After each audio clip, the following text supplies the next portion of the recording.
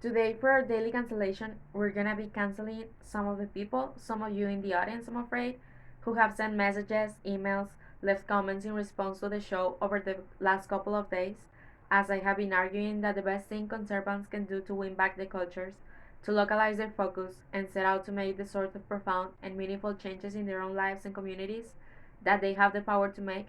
There's a lot going on in Washington that we cannot do anything about. Even if we try, there's a lot going on in our families and our communities that we could do something about, but we don't try, as I said. As many have said, the condition of the family determines the condition of the culture. So, to simplify my plan, it could be put like this in a simplest form: have a bunch of kids and homeschool them. To expand it a little bit, I suggest that we buy a land, buy guns, buy books, turn the TV off. That's the way to live. I can take credit for this plan. It was actually already proposed by the singer John Prine, my he rest in peace, and his song Spanish Piper Dream, which is a great song if you never heard it. In his words, he said, "Blow up your TV, throw away your paper, go to the country, build you a home, plant a little garden, eat a lot of peaches, try and find Jesus on your own. This indeed is the way. Take or leave the peaches, but the rest of it, yes, it is the best path forward." But I've heard from a number of people, well meaning, fine people I'm sure, though they're still all cancelled, who take issue with this plan. They say that this is surrender. It is a waving of the white flag to pull your kids out of the school system, to give them away from the cities, to extract them even a little bit from the pool of social media and pop culture. And yet, we can do this. They say we need to remain immersed in these environments. Our kids have to remain immersed so that we can really fight and achieve ultimate victory. The common refrain I've heard many, many times over the years when I advocate for homeschooling is that conservative parents should send their kids to public schools. So these kids can be a light to others, a light in the darkness, and also say they can equip to live in our society and withstand the trials and temptations that come with it, etc. Now I think this attitude is completely wrong, and I'll explain why. Comes down to this: children do not learn to stand apart from the culture or to be individuals by being totally immersed in it from the moment of birth. They especially don't learn this. They don't learn how to be liked, how to be warriors for truth as we want them to be by attending public school all through their formative years. I know it doesn't work that way because I have eyes and I can look around and I can see that it doesn't work that way and hasn't worked that way. On the contrary, totally immersion in the culture, especially with respect to public school, has the effect of conditioning our children. Most kids don't learn to be brave, bold, and savvy by expending all their times in this environment. Instead, they learn to be just like everyone else. There are exceptions to this rule, and you could say, "Oh, my kids are the exception." Maybe they are. They probably are. You probably think they are, but they actually aren't. But maybe they are. The thing is, though, exceptions are just that, they're exceptions. The general rule is that public school produce the kinds of kids that the system is designed to produce, and part of that design in public school is that the primary influence over your child, the people who be most prominently teaching your child and setting the example, are not the teachers but his peers. This is who he's gonna spend most of his time with. Is it their approval that he will most seek? Kids, in fact, he will learn to live for their approval. That's what kids today learn. They learn to live, they are desperate for the approval of their peers.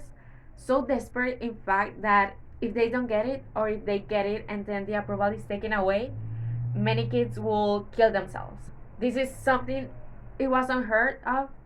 To have 12-year-old kids committing suicide, unheard of. For much of American history now, it happens. There's almost like we take it for granted instead of asking, how the hell is this happening? Why is it happening? Most because kids in school are conditioned by each other to act like each other, to want to be each other. And this is a problem because none of them have any clue about anything. They all running in circles, following each other, the blind leading the blind, leading the blind, leading the blind, leading the blind. So if our goal is to raise our kids to fight the good fight, then we have to first train and equip them before we send them out there to the battlefield. Conservative parents today Many of them, at least, send their children out before they've been fully equipped and trained and expect it all sort of magically turn out okay. It probably won't. It doesn't in most cases. This is why it's necessary to put distance between the culture and our kids, to give them a space to learn and grow and be kids. Because they're, before they're subjective to the constant oppressive, unrelating pressure to conform. And isn't fair to subject them to that pressure before they've been given the tools to handle with. It's like sending your kid into the woods with a saw and four nails and telling to build a house for themselves. Maybe the smartest and the most naturally resourceful kids will figure it out and they somehow build the house, but most will not. A whole lot of kids are gonna fail who will not have failed had they been given a few more tools and maybe a bit of instruction before being sent to the wilderness to the wilderness. And no, kids do not learn anything good or constructive anyway from failing a task for which there was any real chance of success in the first place. So, in other words, we don't teach our kids good lessons by sending them up for failure. Now you set your kid up for success and he has all the tools and he has all the instructions he needs, and you send them out and he fails in that case. Well, then, yeah, there are lessons to be learned from that, right? But when he's set up for failure to begin with and he's never given the tools for success and then he fails, what's the lesson? If anything, there's a lesson we should be learning as parents, but we don't. Something else to keep in mind, if you worry that your kid, may need to go to public school so they prepare for the real world, remember that nothing in the real world outside of public school is anything like public school. Is it a unique environment that your child will never experience again? I can tell you that living my adult life, I have never encountered the situation ever anywhere that caused me to go, oh geez, I'm glad public school prepared me for this. In public school as child, it's in a building. Well, usually in a building. Now we send in color shutouts. He's in a building segregated by age shuffle from one room to the next, where he sits and listens to an authority figure telling things before going to the other room and repeating that and then finally going home. I am not aware of any workplace that functions that way, or any other place anywhere that functions that way. Your child experience in public school, if it prepares him for anything, it prepares him to be in public school, and that's it. Maybe this is why, despite any portrait, public school kids are so poorly socialized, so well equipped for adult life because they spend all of their time in an environment that so lacks any resemblance to the real world. Now you can say the same, it's true of homeschooling. Where are you gonna go in life that's like homeschooling? Of course, it's not exactly like the real world. That's the point. We don't have our kids all the way in the real world yet because they're kids, but it does more resemble what they'll see in the real world when they're in homeschooling. They're around other people that only their own age, they're with their family. One thing to prepare for them is to have a family. That's part of being in the real world.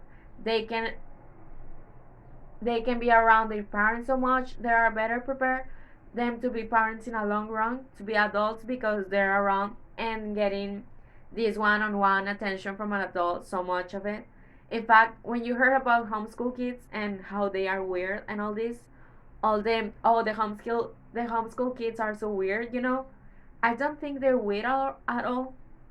But if they are weird, it's not only because they're so mature in comparison to their peers. So if there's any trouble in fitting in it, it's because they are more like adults than they are like their peers. But that's a good thing. That's a good problem to have your kids be mature in the right way at a young age. So that's what you get for public school, and that's why I propose again, pull the kids out, give them a little bit of space. I'm not saying put them in a bubble, although honestly, if I had a bubble to put my kids in it, probably put them in that too, given the way the world is going. You don't need to go that extended though.